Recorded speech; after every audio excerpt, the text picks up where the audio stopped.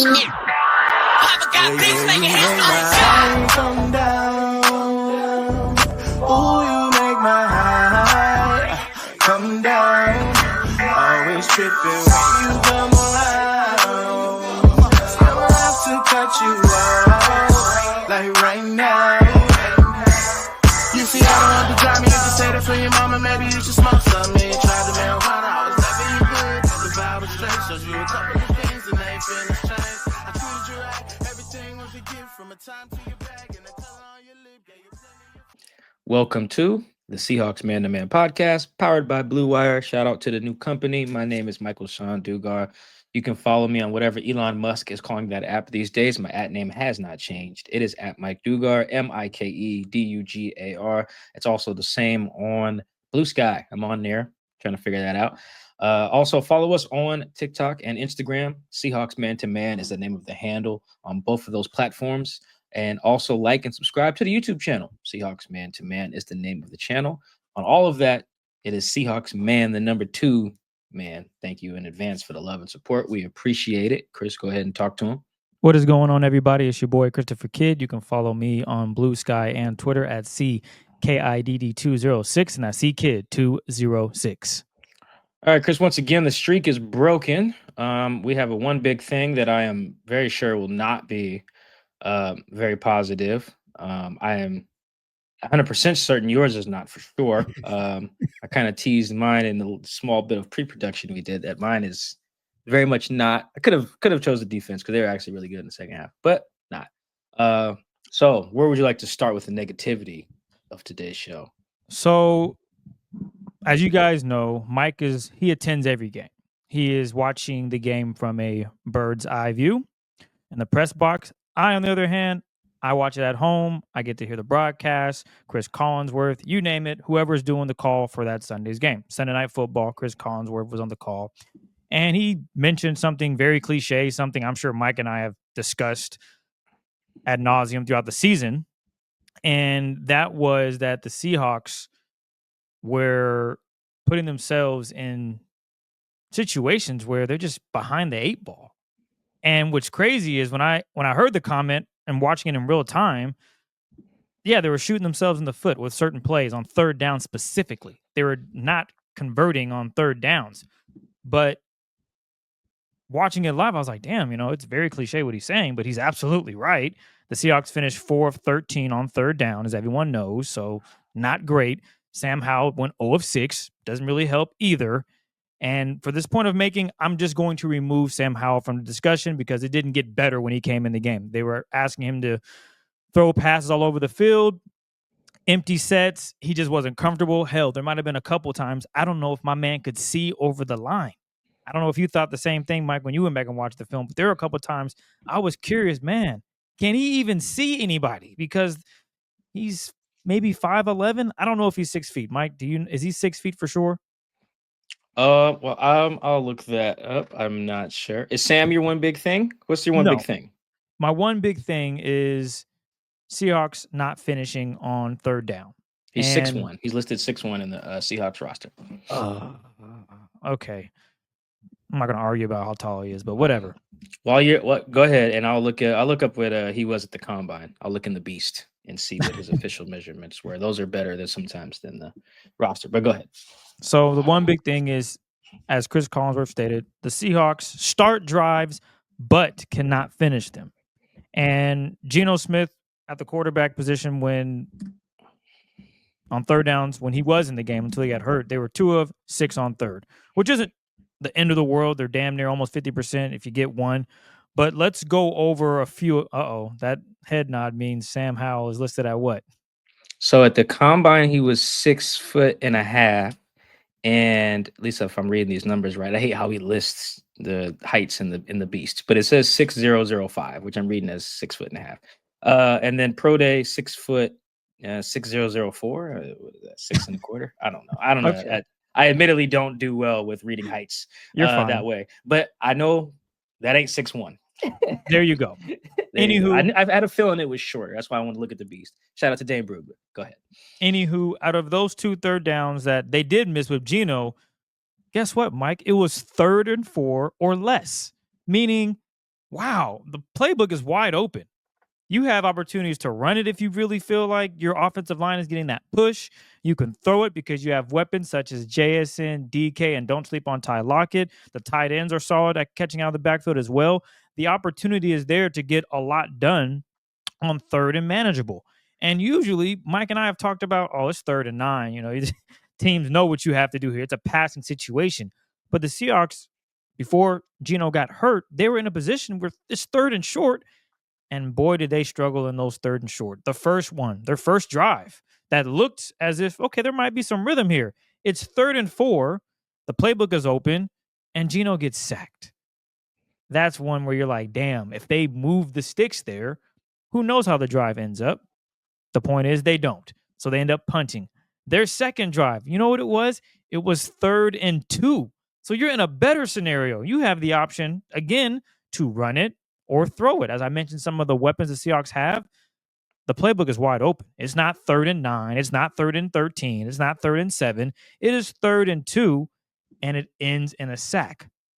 And when we're watching the tape, I'm like, damn, just these one little things here or there eliminate a potential first down and moving the sticks and allowing you to run the football, do other things that were working well. And you know what else is working well during that game? When I went back and watched the tape, those outside runs. The only touchdown they scored was on an outside run, pulling tackles, getting up ahead. Charbonnet had a freight train in front of him and was able to run it in for 6. They didn't run the ball effectively because they were down the entire game. So they were kind of playing in quote unquote panic mode.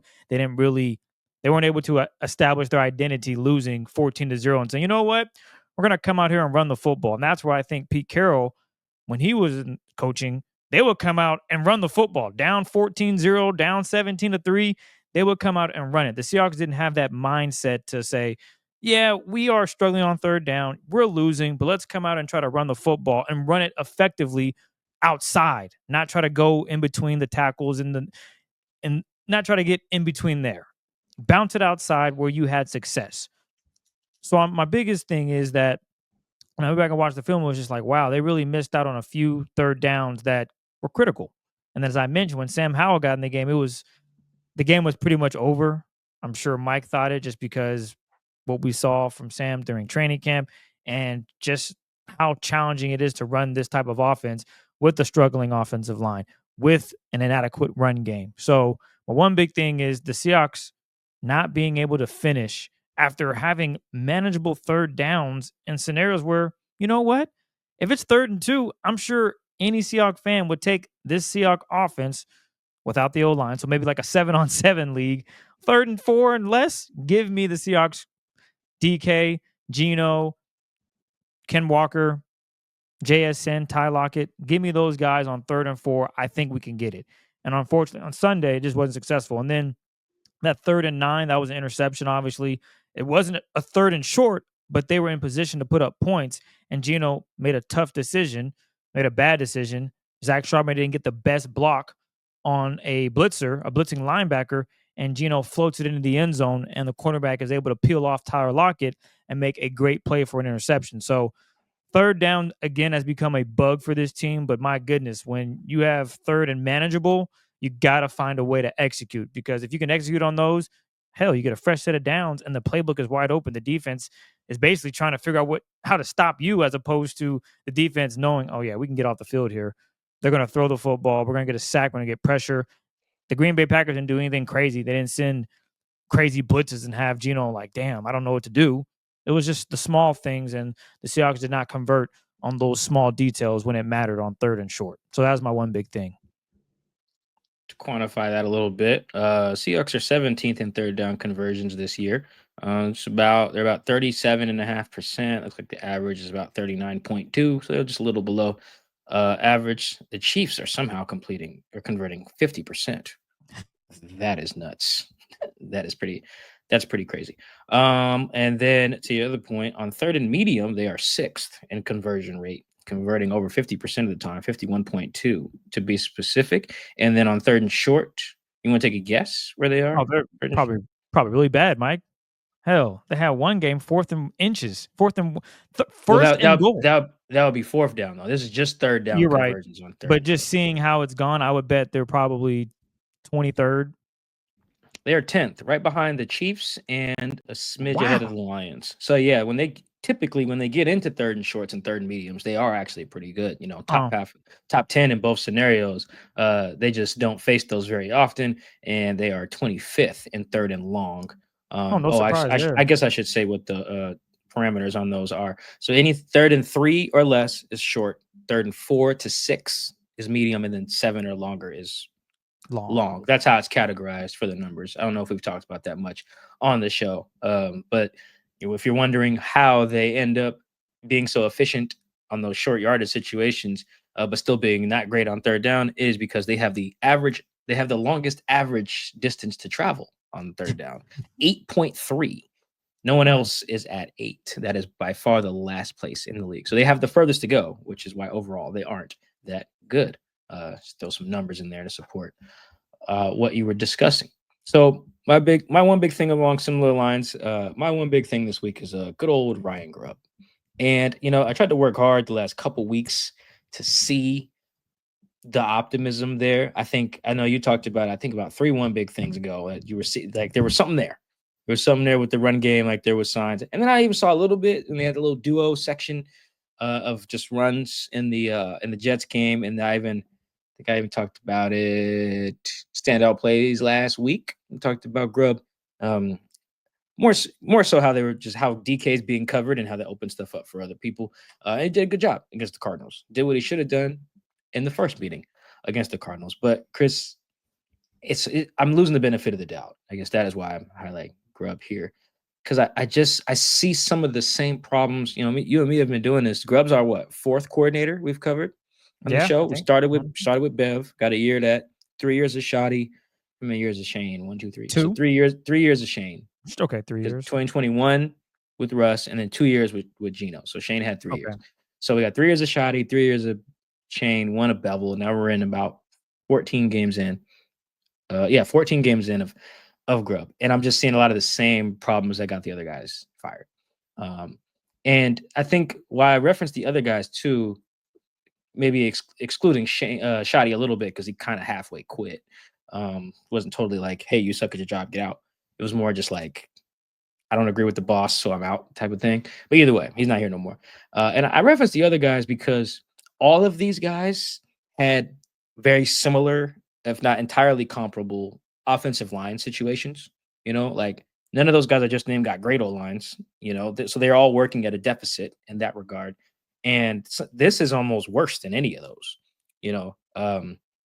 They do some good things here and there, but it is just so clear the growing pains, the room for improvement each week, when they're not playing the Cardinals in Arizona.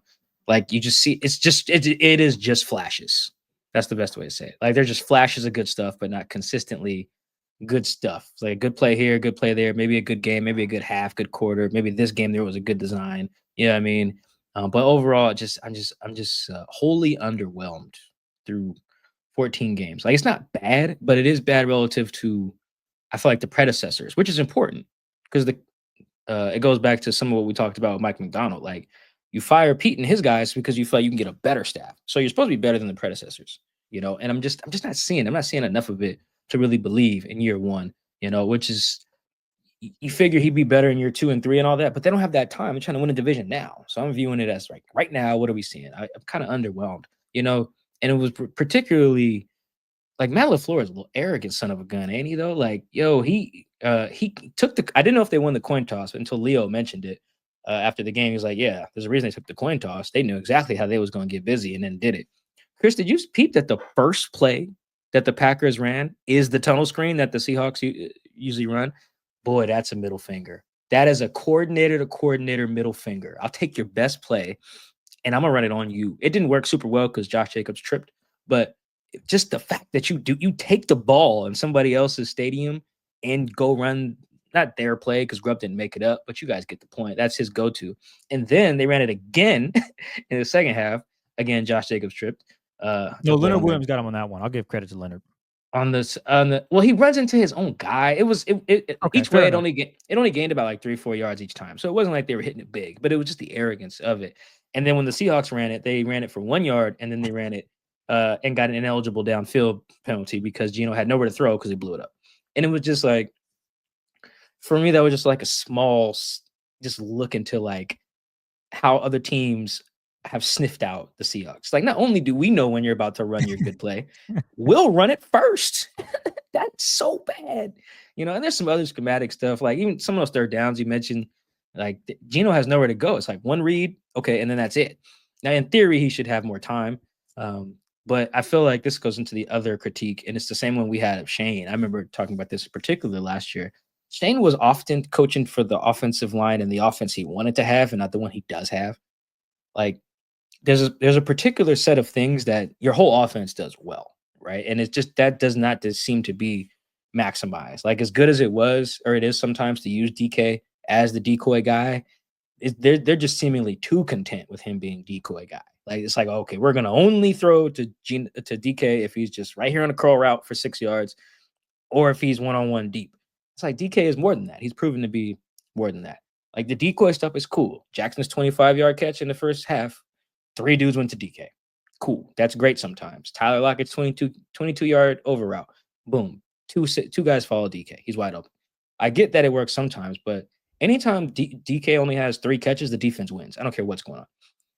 That's just that's not enough against the good teams. And I think they're just kind of too content with that. You shouldn't you got to take what the defense gives you to an extent, but you also got to be able to get your best players the ball.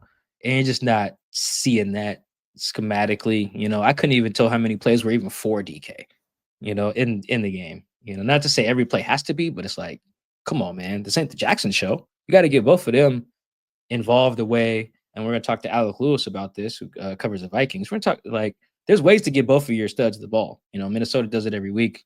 The Bengals do it every week pretty much, so teams that have those nice duos. And yeah, I just feel like the chess match is not being won by Grubb and the other coordinator often enough.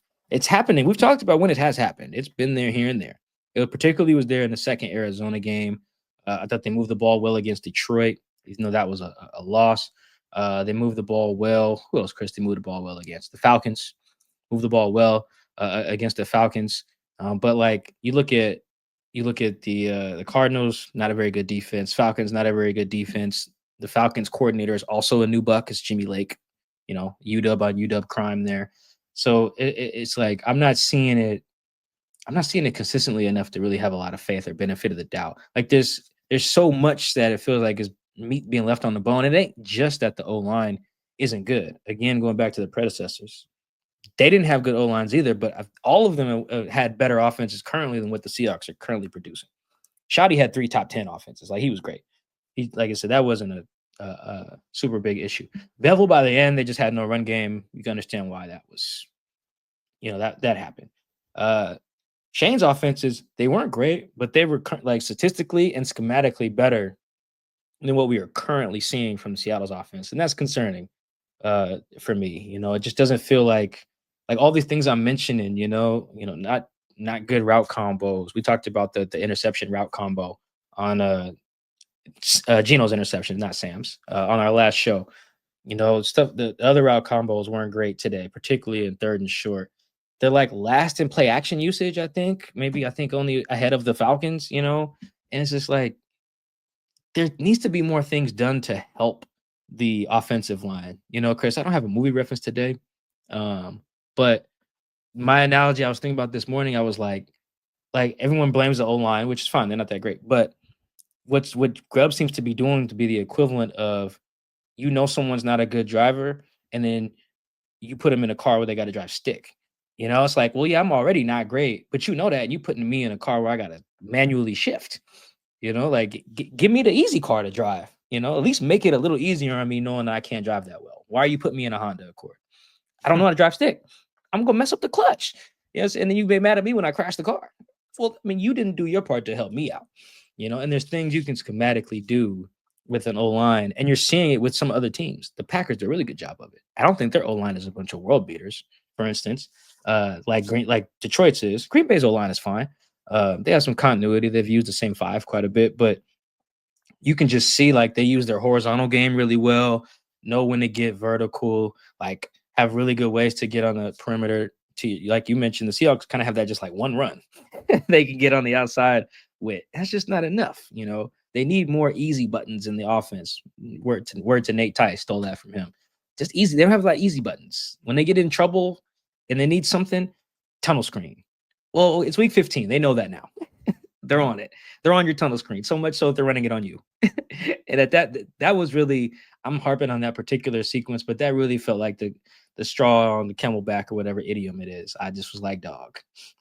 They just have no respect for Seattle's offensive attack outside of making sure DK doesn't beat them deep. And I just feel like if you want to be a championship team, you got to have more than that by week 15. This game really, it kind of highlighted some warts that have always been there that were kind of covered up in the Cardinals win and then came right back. It's kind of frustrating to see because they have talent, that you can work around the old line with. But kind of Grubb kind of calls this, and you see it when you watch film too. It's just a lot of like, all right, drop straight back, everybody block, and guys will get open. It's like, bro, what? This ain't 7-on-7. It's just like, why do you even think that that's going to be a thing? Like, why do you think now on some of the third and shorts, maybe I could see that like Sautau and Abe just took some L's, on some of those plays.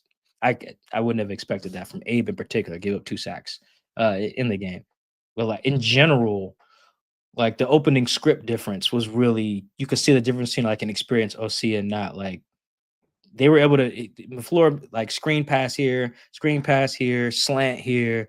Like, okay, now we can run it. Oh, like, it was what down was it? Chris was like 3rd and 5, I think. And the Seahawks expected run, left the A gap wide open. Jacobs right up the middle. You could just see it. Whereas even the first play of the game for the Seahawks, it was like hold and wait for DK to make a double move.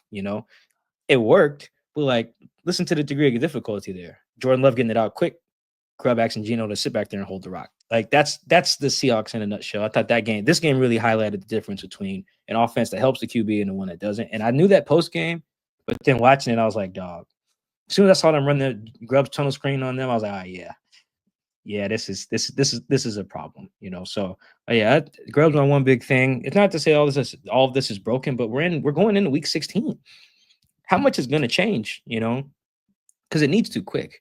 My last thing, Chris, I was crunching some numbers. You asked me yesterday on a different program whether I thought the Seahawks would make the playoffs.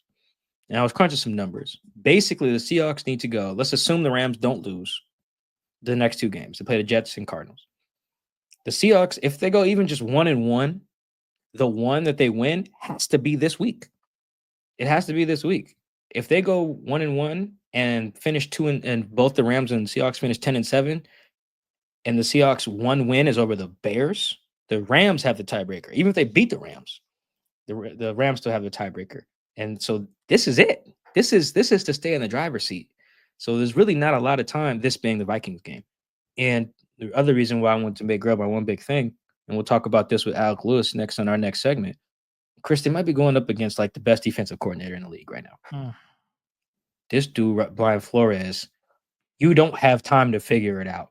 Like, you got to come in with a good plan, and you got to be able to adjust. Not just like, all right, let's fill it out after a couple drives, then we'll make adjustments.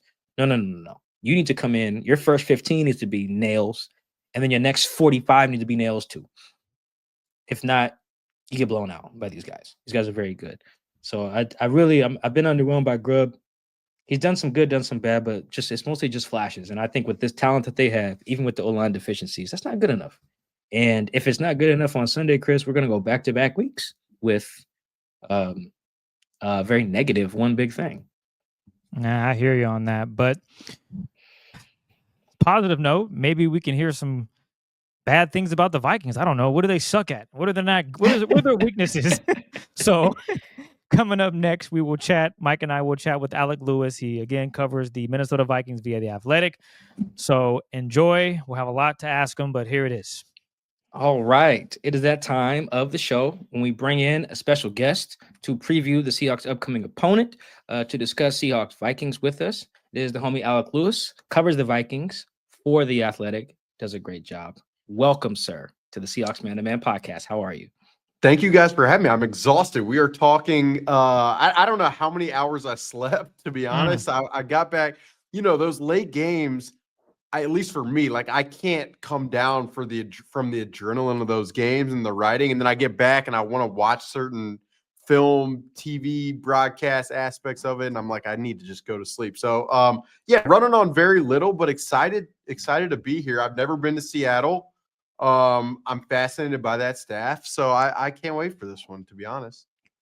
And we appreciate you running off the no sleep. We know about that around here, so we really do appreciate that. And I imagine it must be a little harder to come down from the adrenaline leaving the Viking Stadium, because for those who have not been there, every bit of the budget that went into noise gets used every game, every first down, every third down, every touchdown. When the game is over and they won, it's noisy as hell. Your ears ring. At least mine, the times I've been there, every time. Every single They were also doing, I mean, it's Monday night, so they're pulling out all of the stops. I mean, you got the skull chant 17 times. You've got, like, they were doing light shows. Vanilla Ice played at halftime. It was an absurd. No, like, I'm not even kidding. It was an absurd. You had some reporters head bobbing to Vanilla Ice. I was like, what is going on here? Caleb Williams couldn't see the field. It was electric, but it was definitely like disorienting. And you're exactly right. That place, they maximize every ounce of audible energy, it feels like, in there. So, but it was fun. I think one time I was there, I think in 2021, they had artificial snow come from the ceiling. Yeah. And but the game was in like September, so it was like sunny. But it was still, I was like, it's snowing in here.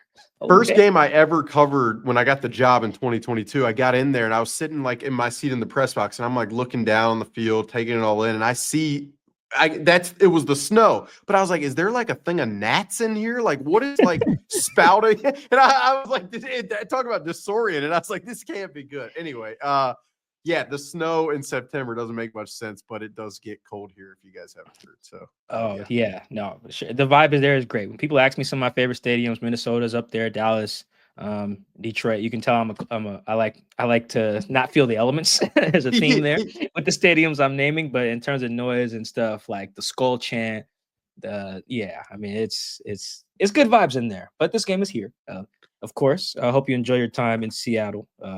It's cold here. Be prepared. Whatever you're wearing over there, just bring that. I got it handled. I have 17,000 hoodies, and I'm wearing a vest inside and a bunker in the Vikings facility. It's absolutely ridiculous, but I'm from Alabama, so that's what I have to do. But no, I've heard good things about Seattle and the stadium, so I'm excited. So let's I want to start broadly with the Vikings, who are 12-2, which is nuts. Here they go again, winning 12, 13 games. Just did it a few seasons ago as well. But I feel one thing that stands out, obviously beyond them being good, is whether it's Aaron Jones, Justin Jefferson, or just whoever. It seems like a lot of guys have had very similar sound bites where they're like, man, I knew we was going to be like that in August, like very, very much like a good vibes type of thing. And there's a lot of, I've been around this long enough to know that not every team that wins a bunch of games says that. Sometimes it does catch teams by surprise that they're good, like the Vikings in 2022. But it seems like there's like a legit, nah, man, something was right about this team. Guys knew, and this was before we all knew Sam Darnold, still had life. So what do you think it is about this team where guys are like, nah, man, I could see it on like August 1st or whatever that we were going to be good, and how have they like carried that out and made that a reality here in December? Yeah, well, I think it's two things. I think the first is around that time where those guys like Aaron Jones, Justin Jefferson, you're exactly right. You heard it a ton on the practice fields where guys were like, I think people are sleeping on us, and you hear that all the time. So you're not really sure, but around that time, this team was faced with some real adversity. Like, I mean, the most real adversity was Kyrie Jackson's passing. It's a cornerback they drafted out of Oregon, and he passed away tragically. And so I mean that, and I think the emotions of that, like in some ways, to me, you heard some of the players in terms of how much they lean on each other through that. It felt like it kind of bonded a group with a bunch of newcomers probably quicker than it maybe would have. And then there was also adversity from an injury standpoint. Mekhi Blackman, a young quarter that everyone was excited about, tore his ACL. JJ McCarthy, who I mean, everyone here thought this season was going to be about JJ McCarthy's development. He tore his meniscus, and that popped up out of nowhere. So it was a very adverse time period, I'd say, at the end of the summer and into fall and into camp, that I think hardened the group as a whole. And then the other facet to to why they felt the way they have and why they've been as good as they've been probably is you have a lot of guys who were not first-round picks, who some of them are on contract years, some of them, none of this was ever handed to them, and a lot of them are just pretty aware players. And I know that's like maybe very meta, but I mean, like a Cam Bynum, like a Josh Metellus, like these guys who are very unheralded, who were never drafted because of their athletic traits, but who have made it here by the work they put in and like their ability to connect and understand playbook and scheme and all that stuff. I think the amount of guys who are in that type of vein. I mean, Byron Murphy's had a heck of a year at corner. He's in a contract year. Cam Bynum, like I just said, in a contract year. Like on the front, Jonathan Bullard. No one knows who that is. The listeners to this podcast probably have no idea, but he's a journeyman defensive tackle who has done a good job stopping the run all year. And you could just go down the line at really every position, specifically on the defense. Andrew Van Ginkel, kind of overlooked, always a really good player. Jonathan Grenard, an ascending player who was a third-round pick and just kind of came out of nowhere and has been as good as he's been this year. So to me, it's those two things, just how quickly this team kind of bonded together, and then the makeup of a lot of the guys in terms of their ability to play smart, to play together. And I think that is crucial, but there's no question. I mean, to say all of that and not talk about Sam Darnold and what he's done, I think that, that's probably topic A in terms of why they've been able to actually surprise the way they thought they would. No, I think that sequence of events or that order is probably accurate. I mean, Sam's obviously good, but I do think the team is good. Yeah. It's just very much a good Minnesota team. And I think if I can test my obscure Seahawk knowledge, I think Jonathan Bullard did at once in life play for the Seahawks. Have to double check that when we go to our next question. Also, one-time Seahawk Shaquille Griffin on the Vikings as well. He counts as a journeyman now. I think he played for like 5 teams before landing on that defense. So yes, to your point, a lot of hungry cats over there. Chris advised that I go back to a trend that I've done on this show in the past. I have not done. I don't know if I've done it this year. Maybe once. I haven't done it this year at all. No. Wow. Okay. So we're going to make this question very simple for you, Alec. You can take this wherever you want. Is Sam Darnold good? What's the trend? You just asked if a player is good. Is that the specifically the quarterback? That's it. Okay. Usually it's just is the quarterback good? And we're in week 15. I used to ask it every week, and now I have not for some reason this year. We're bringing it back just for you. I think he's good, and the reason I say that is, I mean, the arm talent that he has is you just like can't walk on the street and find guys. You can't find guys like that on the street. It is a, it's interesting because I was thinking, if you tuned in Monday night and you hadn't seen Sam Darnold play all year and you've heard, man, he's had this resurgence, he's been great, and you watch that game, you're probably like, I don't know. He missed a bunch of throws.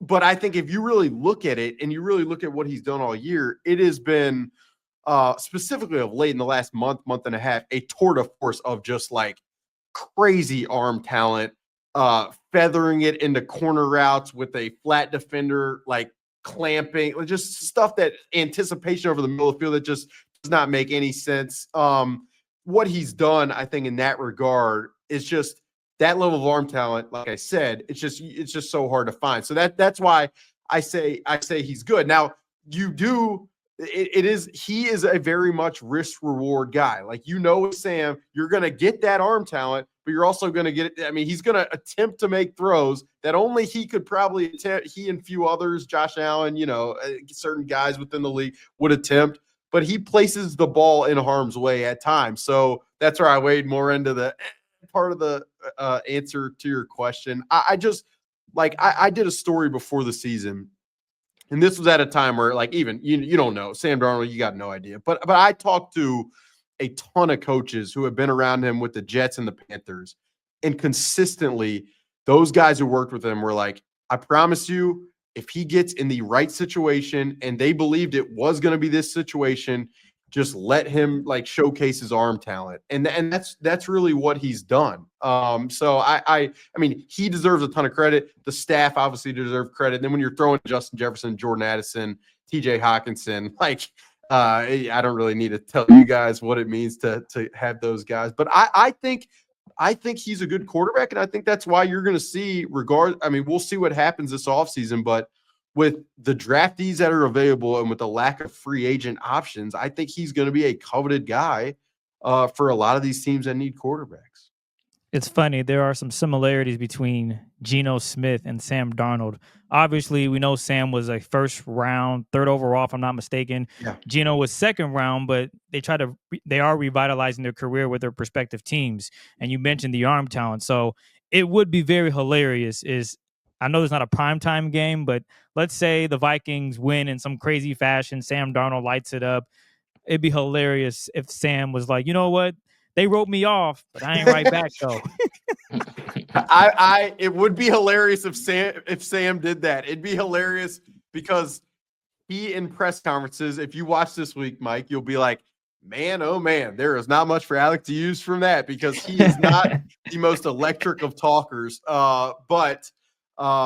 Yeah, no, I think you're right though. Like I really, in terms of comping those two guys, I mean, the thing with Sam right now is he's younger, which I think will help his value. So, but I think it's a name that's been tossed around. I think it makes sense. Sam's probably more mobile. That's the other aspect. Like some of the pocket movement stuff from this year has been pretty impressive and unexpected. So, it's been a lot of that, and it's like I think the Vikings have learned throughout the year more and more about this guy that they didn't know, and they wanted to see themselves. I'm more curious on the aspect of getting pressure. How is he affected by pressure? The Seahawks do a Mike McDonald type pressure where it's simulated. They're sending guys from all over the place. How is Sam able to, when you've watched the tape and you watch games, how does he handle that versus team just saying, screw it, we're going to blitz 6-7 guys at you, and you can, probably not the best thing to do because of Jordan Addison and Justin Jefferson, but how has he weighed that type of pressure this season? Yeah, I think especially of late, the pressure that has gotten to him has often been like very smart schematic approaches from the other side. And that's where you mentioned Mike McDonald, and I'm familiar with this guy. I liked him a lot in Baltimore. I'm pretty interested in what he's done there. But with Sam, like Arizona, there were a couple plays specifically where they aligned Budda Baker in a very interesting way. Sam didn't really identify it, and then it created some free runners. Atlanta was successful with on a couple similar snaps. I think in general, when he's faced pressure, he can maneuver out of it. On some later downs, he's tried to do that and spin out, and it's created some turnovers. So, I like if you looked at the numbers, I think they'd be pretty good with him against pressure. But there are instances where it can create the situation where I know the coaches on the sideline are like, just throw it away. Just throw it away because it can become catastrophic. So the other aspect of that I'll tell you is the right tackle, Brian O'Neill, who's had a heck of a year, probably an all-pro level season at right tackle. He hurt his knee Monday night. He came back in the game, was kind of in and out. I expect him to play this upcoming weekend, but he probably won't be the usual Brian O'Neill self that he's been. They lost Christian Darrisaw earlier in the season, the left tackle who's one of the Vikings' best players. And then their interior is very, very hit or miss. And like I look at that Seahawks front with the guy they have there, and it would concern me if I was the Viking staff thinking about protection this weekend. So that aspect of this game to me is going to be pretty interesting. Well, you brought up the defensive line going up against that offensive line of the Vikings. How have they been able to revitalize, I guess, the career of Aaron Jones? Because people thought he was about to be done. All right. That was like, oh, he's out of Green Bay. Does he still have it in him? Injuries. And he's kind of been like a spark plug in the run game. And the Seahawks have had their ups and downs. Josh Jacobs was just, in the first couple series, he just did whatever he wanted. In the second half, they figured it out. But I'm kind of nervous considering you mentioned the left tackle. He's banged up, but he's probably going to play. The offensive line is okay. The Green Bay Packers don't have a bunch of world beaters, as Mike and I talked previously on One Big Thing. So how was Aaron Jones able to do this? And is this going to be a game where the Seahawks are, again, struggling to stop the run? Well, I think it's going to be really interesting, as it is every week. When you have Justin Jefferson and you have Jordan Addison, you have TJ Hockenson, it's the Vikings staff will always talk about how they go into they prepare, they scout going into a game, And the defense they play on Sunday always does something different to try to take away Justin Jefferson in a way that you just wouldn't really see on tape. So then it becomes an adaptive situation for this Vikings offensive staff, and they've gotten pretty good at that. Why I said it's going to be interesting is because if Mike McDonald commits to just playing split safety, too high safety coverage to take away the explosive passing game, then you become susceptible to the Vikings run game and to Aaron Jones. And he looked Monday night as electric, and he had as much juice Monday night as I feel like he has had probably going back to before week 5 in London. Like Aaron Jones looked really good, and the Vikings in the second half noticed that Chicago was in too high looks. So it's a math equation. There's less guys in the box. We're going to hand the football to Aaron Jones. They started to do that. So how Mike McDonald defends Justin Jefferson, and if he does commit 2 safeties to doing that, how they fill gaps in the run game, that to me has a chance without question to decide the game and to really be like a focal point of what we're talking about after. Oh, go ahead, Mike. I have a number to quantify what we're just talking about. This is Sam Darnold under pressure. I'm a big nerd when it comes to numbers. I watch a lot of film too, but numbers are always fun. Sam Darnold, his dropback EPA when pressured is 13th, right behind Jared Goff, and somehow only 1 spot ahead of Bryce Young, which is like, that's fine. 13th is good. So I was like, I feel like Sam's been a little better than that. Let me try to find a number to confirm my priors. Found one. So Sam has the second highest touchdown rate in the NFL when pressured, 9.3%. He's thrown 12 touchdowns when under pressure. He has 12 touchdowns, only 4 picks when pressured. The only person who's thrown touchdowns at a higher rate is Tua at 11.1%, which is nuts. So pressure Sam Darnold at your own risk. Let's throw that. Throw that in there. He might throw a touchdown on you. He's thrown 12 of them. That 12 number is the second highest behind. Let's see if Chris can get this.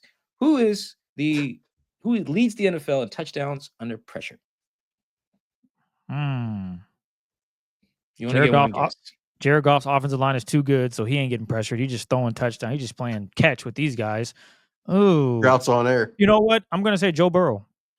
Ding, ding, ding. I like that. It is Joe Burrow. He's thrown 13 touchdowns. Nose ball under pressure. Oh my goodness. Joe also has the highest number of fumbles though under pressure as well. Give and take, right? Yeah, very, very boom or bust with Joe there. I'm gonna throw that number in there. One more kind of note before we move on. If you just tuned into the Vikings game on Monday and you're like, I'm not sold on the Sam guy, go watch the 4th quarter against the Cardinals.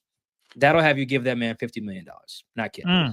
I mean, he also, like, overtime against the Bears. I know it's the Bears, so people laugh. But, I mean, he goes 6 for 6, 90 yards down the field, pinpoint, throws in traffic. So you went from it was the overtime performance against the Bears. Then the Cardinals, he brings them back at the end of the game. Then the Falcons was like a celebration in Minnesota, 42 points.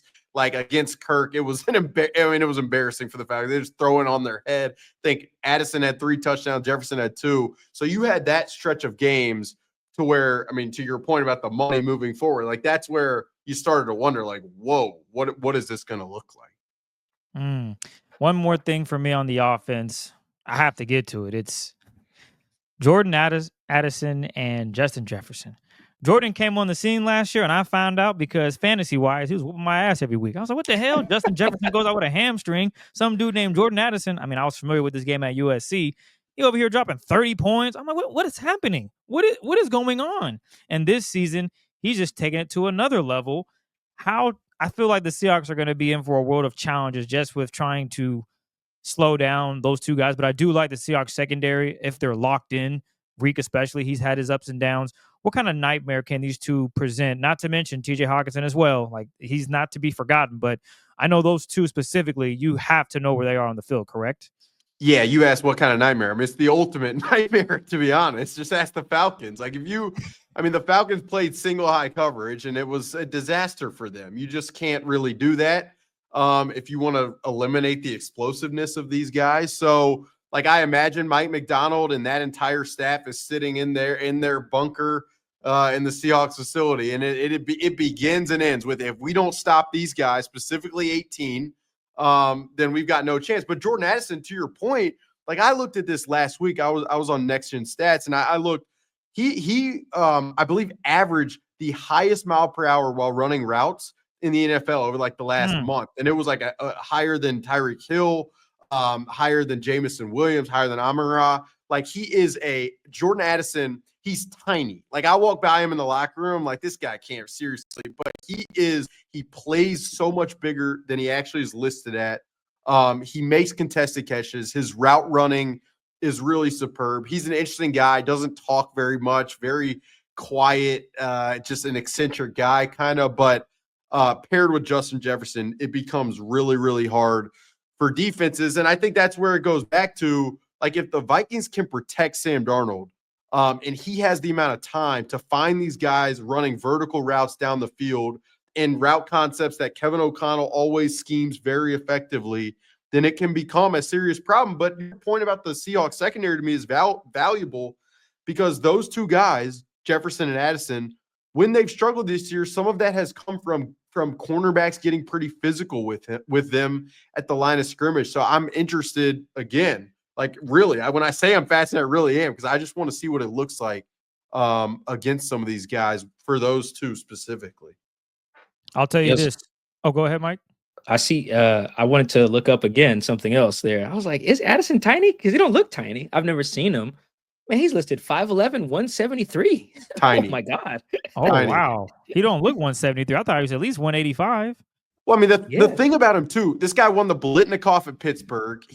Kenny Pickett's draft position, a lot of that is probably attributed to having Jordan Addison as a receiver. He played at USC. Caleb Williams was phenomenal with them. He was great last year without, like, Jordan Addison, when he is locked in, and he has been of late, like, this guy is a, like, bona fide skill player that it's impressive. But, yeah, he's tiny. Wow. Yeah, and that, so those were his combine numbers that I read. Maybe he's gaining a little weight, since they've been in the league a little bit. Vikings only listed him at 175, so 2 pounds. Who knows if that's what he plays at, but that's what he's listed. 5'11", 175. Yeah, he does not look wow. I never would have thought about him being tiny until neither would I. And all the times I've seen him, I'm thinking, I mean, I didn't think he was small. I was just like, damn, he's just getting loose again. But I'm curious because I know Jordan lines up everywhere, as does Justin Jefferson. I'm excited to see how Devin attacks these two dudes, because you mentioned the physicality. Devin is probably he's not probably. He is the most physical guy on that Seahawks secondary, without question. He is in your face. He talks the entire game. So I'm excited, just as you are, Alec, to see how that combats. Is Justin a talker? I mean, I feel like he is, just because he's the best in the league. But at the same time, does he really need to talk? Yeah, he doesn't do a ton of it. Like, there are instances where I think certain guys can get him going, but he, like, the thing about Justin that's so funny is, like, if you see him pregame and like what he's dressed like, and it's like a fashion show for him, but he's really like this, like this nice kid, like, who just like plays video games, like, good dude, very aware of the people around him, very uplifting to teammates. Like, for a wide receiver at that level, for the level that he is as, like, just like normal, good teammate, like good not kid. He's just not. I mean, like, his whole contract negotiation, there was nothing. Like, people tried to create the idea that maybe he might want, and it was there was no comment from him, never his agent. It was like, yeah, we're gonna get this done, no worries about it. Boom, there's $140 million. It's just kind of like, and a lot of it is attributed to his parents. Like, they are both very they're very invested. His dad, John, his mom, Elaine, like, they have been very on him throughout his entire path. And I think, like, Mike, to go back to the first question you asked me, and I've thought about this a lot, when Kirk Cousins leave this building, like, I think not that he'd been like the leader, but definitely his voice mattered. People looked to him for leadership. And I think in his absence, one of the people that's really like filled that void is Justin. And he has this tenacity, intensity to him that I think has kind of guided where this Vikings team has gone as well. I think Justin also represents this, like, a specific archetype of athlete we're getting in the NBA as well, but particularly in the NFL, where these guys they're just nerds. They like playing video games on Twitch. And they like watching anime. And then when they get rich, they play dress up. You know, they wear funny clothes and get diamonds and cars and weird outfits and hats, and then they go to work and do their thing, and they go back home and play video games on the stream. It's definitely like, not to say there's not guys who go party and stuff like that too, but it does feel like we're getting an influx of more of that particular brand of athlete, not necessarily like meathead athlete jock dude who's like, I just eat, sleep, and dream ball. It's like, nah, I'm gonna play video games when I get home, and then I'm not even gonna watch football. You know, that's it. The thing about him too is like he will say like, I want to be a Hall of Famer and I want to win as many championships as possible, and I think I'm the best receiver. And like, it's not like this arrogant. He doesn't do it from an air. It doesn't even sound arrogant. It's just like, yeah, like he expects that. I kind of understand why. Like the guy does everything. He plays every position. Like you'll see, it's so funny. Like he'll break the huddle. He'll run to the left. It'll be the outside left receiver. Then they'll motion him back right. Then he'll be in the backfield. Then he's in the slot. It's like, and that takes a lot of like mental acuity and aptitude to be able to line up and motion and do all the stuff that he does. And like he wants that because he wants to be the best. So yeah, it's like I'm grateful to get to cover a guy like that. Really. He also makes me appreciate the throwbacks like AJ Brown, who are like, you know what? I'm going to throw my quarterback under the bus. I'm going to demand the ball. And if I need to, I will call up a Philly radio station and clear the air. He's a classic throw. I love that. And Deebo Samuel, like, I'm just not getting the ball. You know, maybe it's those guys who are repped by Tory Dandy. Maybe that's DK's agent, by the way, folks. Also, he has pretty much all the receivers except for Justin CD, Jefferson and Jamar Chase. Yeah, he's got CD. He's got Mike Williams. He's got Chris Godwin. Yeah. He gets all the receivers, most of them. Yeah, maybe that's just a Tory Dandy agent client thing. Anyway, let's shift to the defense here. I think last time I checked, the number 1 scoring defense, number 2, it's either them or Denver.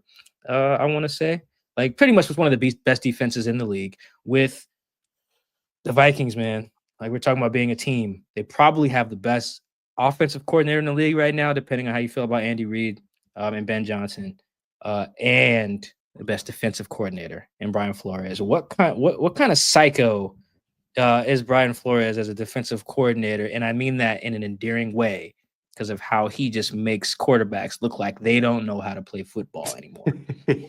Yeah, he's I mean, the job that he's done from the time he got here beginning in 2023 is beyond whatever description I could apply to just the job he's done. And it's for him with Brian Flores, like what I think you hear the word coordinator and like he takes that to the extreme. It is, he identifies personnel that he thinks fits the system that he knows can apply to the play calling that he utilizes on Sundays. And is this entire like plan vision that he executes and has now for 2 years. I mean, like we got into why this Vikings team has been successful, but like they let go of Daniil Hunter, who's one of the best pass rushers in the NFL this year for the Houston Texans.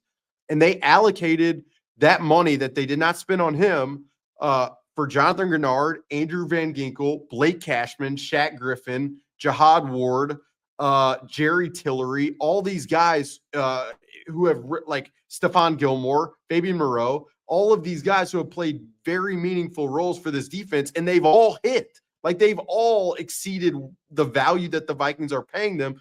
And that is a testament to just kind of Flores' vision. And then on game day, like you say, psycho, it's funny because I go on the radio and do podcasts all the time. And like every opposing team, I think or people who cover other teams or they're in different markets, they envision Flores as like he's bringing cover zero every play. And the reality is, like this year specifically, it hasn't been a ton of that because they can't play a ton of man coverage behind it. Instead, he's just gotten creative in a totally different way. He'll play quarters. He'll play palms. He'll play cover 3. He'll line them up and drop them out and drop 8 Tampa 2. Like it can be really everything. And it's the ability for the guys on the field to do all of that and be able to do all that in game that speaks to their aptitude, but also just his ability to teach it. And I think that's why this defense has been so successful. Now, they have struggled the last 3 weeks stopping the run. Lowest success rate in the NFL stopping the run the last 3 weeks. Part of that, I think, is because they have not had Ivan Pace Jr., who hurt his hamstring a few weeks ago, and he won't be playing in this game. He can't come back from IR until next week. So I'm interested to see like with Charbonnet or Kenneth Walker's health. I guess we'll see. Like how will the Seahawks and can they run the football effectively behind that offensive line? Right. And if they can't, yeah.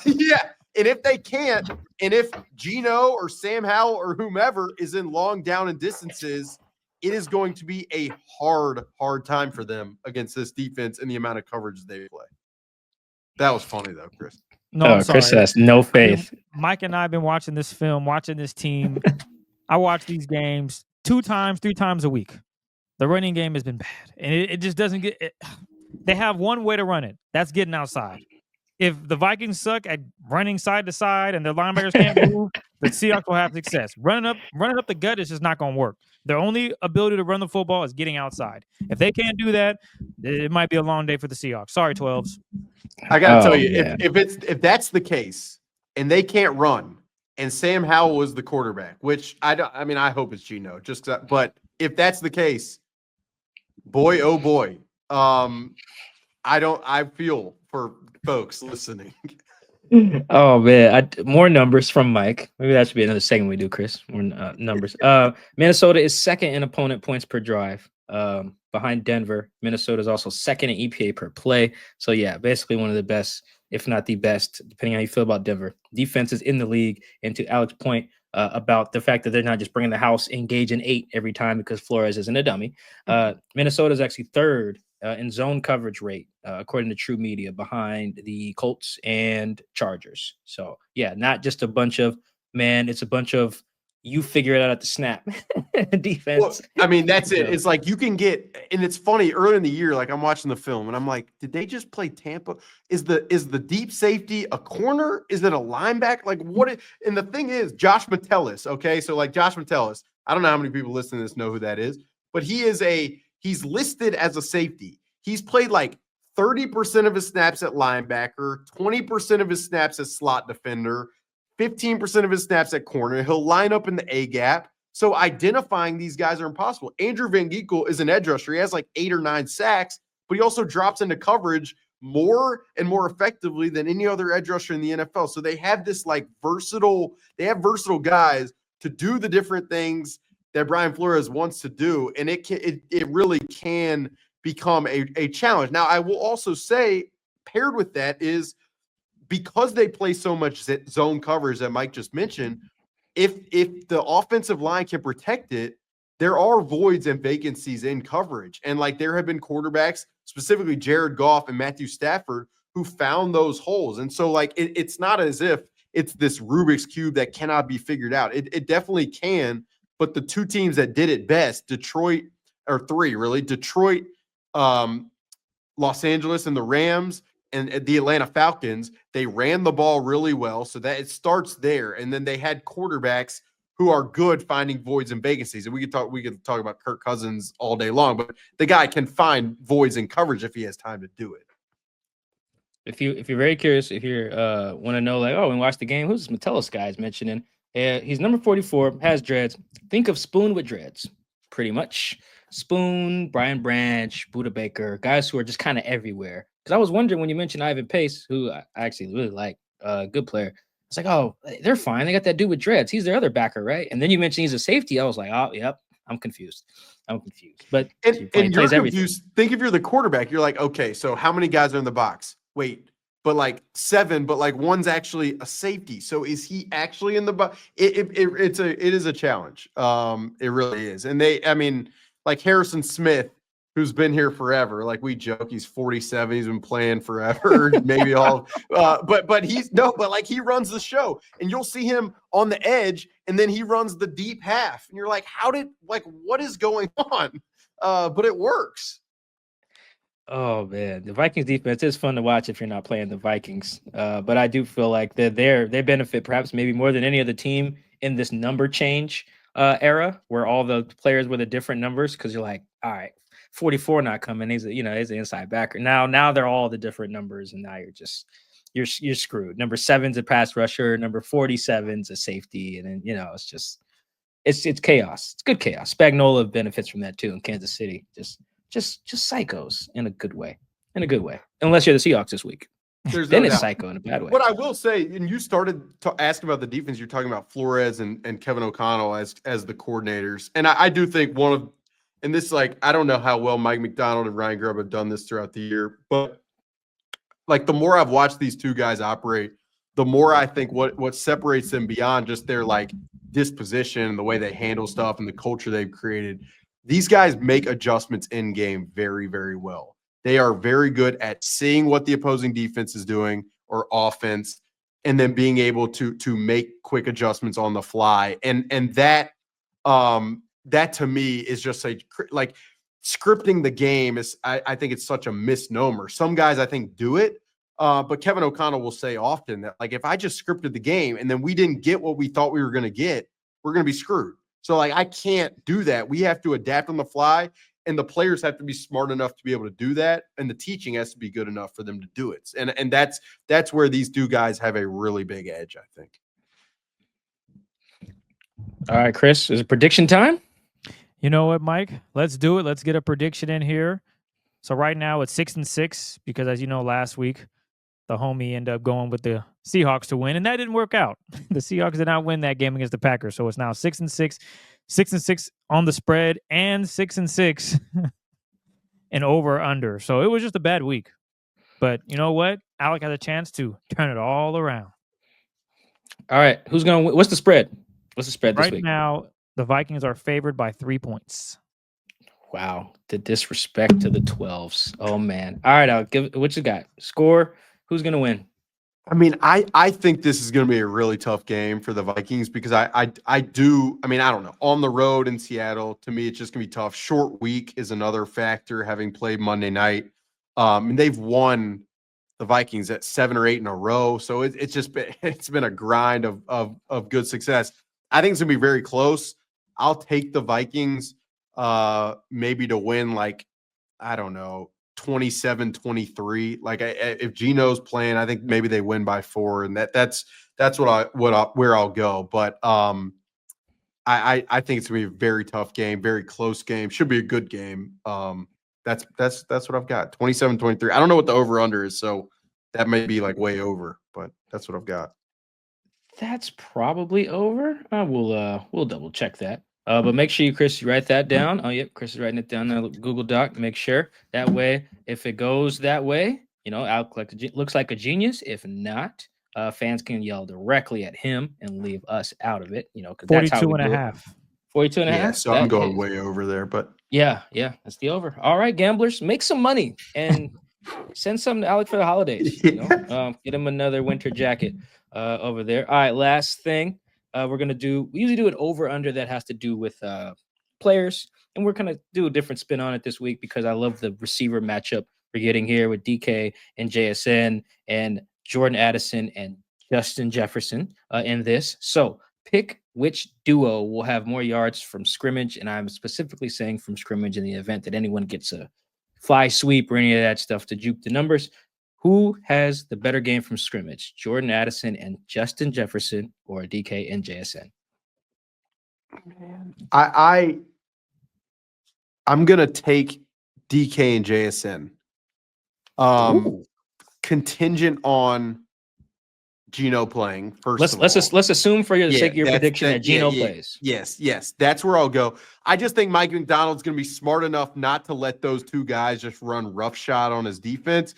And so whether it's TJ Hawkinson catching 11 passes, whether it's Aaron Jones running for 100, I think they will be able to. I mean, that's why this offense is dangerous, because they can beat you multiple ways. But I mean, if Geno has an amount of time, I think he has the ability, both from a cognitive vision standpoint and arm talent, to find those guys in space. And JSN, to me, his ability to find pockets and zones, I think will make for a fairly productive day. So that's where I'll go. And I'm just hedging so the fans don't hate me. If I say the Vikings win and DK and JSN, I mean, like, I can't lose. It's just brilliant on my part.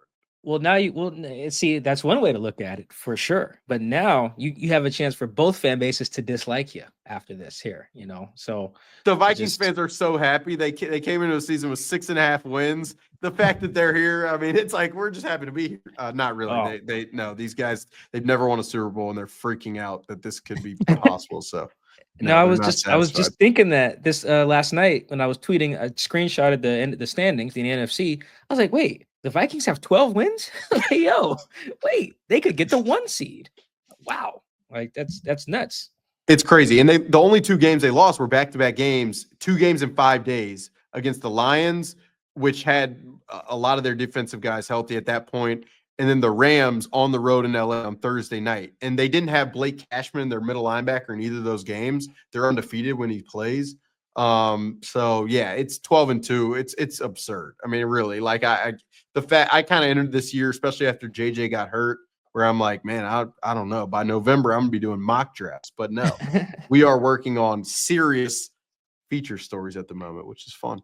Well, I mean, yeah, to add context to that Rams game, there was short week, and I think that was the first game back for Puka and Cooper Kupp. So it was kind of like that scene in Fast 7 where Vin Diesel pulls up on Jason Statham, however you say his name, and he pulls out like a lead pipe, and then Jason pulls out a gun. He was like, "You thought this was gonna be a street fight?" And yeah, it just doesn't seem like the Vikings were totally. I don't know what they knew, but on a short week, Kupp and Puka was out of nowhere. Puka was like. It was like, Puka, he was activated off IR. Oh, wait, he is actually active for the game. It was like, what? Yeah, that's how it was. But, yeah. And they haven't lost since, right? They have not lost since. No, that was week 6 or 7, I think. So, yeah, it's been and it has not been always pretty. Like in Jacksonville, it was absolutely disgusting. Jacksonville played like 95% split safety coverage. It was the highest percentage ever in the history of an NFL game to try to slow down the Vikings receivers. And they slowed them down. They slowed them down, but the Vikings won the game because they had 42 minutes of time of possession. But yeah, it's been a weird ride, I'm telling you. And in Jacksonville, I mean, you knew when you go to Jacksonville, something weird's going to happen. That was it. So, yeah. Oh, damn, 95%. Oh, That's boy. hilarious. That is being scared right there. That is or smart, however you want to look at it, or both. Well, maybe it's a little bit of both. I think Kevin O'Connell after the game, he's like, yeah, I mean, if they want us to have the ball for 43 minutes, I mean, I guess like we can do that. So it was weird. I mean, shout out to them. You gotta do what you gotta do to win. They almost did, I believe. They did. So, yeah, it was like 12-7 or something. Yeah, glad I watched that game a little bit, and I ain't watched it since. And I will not go back and do that. Before we get you out of here, Alec, you got any stories coming up? Just want to plug any socials, podcasts, anything? The floor is yours. Go ahead. Yeah. Thanks for doing that. I wrote something on Cam Bynum. What's today? Today's Tuesday. I wrote that for Monday ahead of that game. He's the best celebrator in the NFL. This guy's unbelievable. He does crazy handshakes and stuff, but his backstory is actually like the reason he does that stuff is kind of like a symbol / emblem to like his backstory and how he got there. So that was a fun story. I have a podcast, got really creative and named it the Alec Lewis Show. I was the first person to ever do that. But yeah, talk a lot about the Vikings, probably talk too much. And I'm not the first person with a podcast. So yeah, there you go. Oh boy. You got me. I was like, oh damn, what's the name? Oh, I was ready for something fire. I'm not gonna lie. Not to say that that's not a good name. No, I mean it says little fire as you're gonna find in the whole world. So oh damn. All right. Well, make sure you check out the Alec Lewis Show wherever you listen to this. I'm sure it's available there on the same platform. So make sure you check that out. Thank you guys for tapping in to Seahawks Man to Man podcast. Remember, if the Vikings win, it is Alec's fault, not the fault of Chris and I. Thank you to our guest, Alec. Thank you for making your debut. Maybe we talk again in the playoffs. Who knows? No doubt. Yeah, I got to get see. you on mine. I'm gonna have to bother you later this week. We'll talk about. Oh yeah, you got my number. So let me know. Let me know. Don't ask me for a prediction though. I don't need any fan bases being mad at me. But thank you guys for tuning in. Make sure you like, subscribe, share on YouTube, TikTok, Instagram, Blue Sky, everything. We'll be back later in the week on our YouTube exclusive show, breaking down some film of that god-awful game against the Packers. And then we'll come back for our post-game show on Sunday night. That's going to drop Monday morning, previewing, as Alex says, recapping, as Alex says, the fact of the Vikings win. Well, I botched all that. Anyway, all right, we'll catch you guys next time. Peace.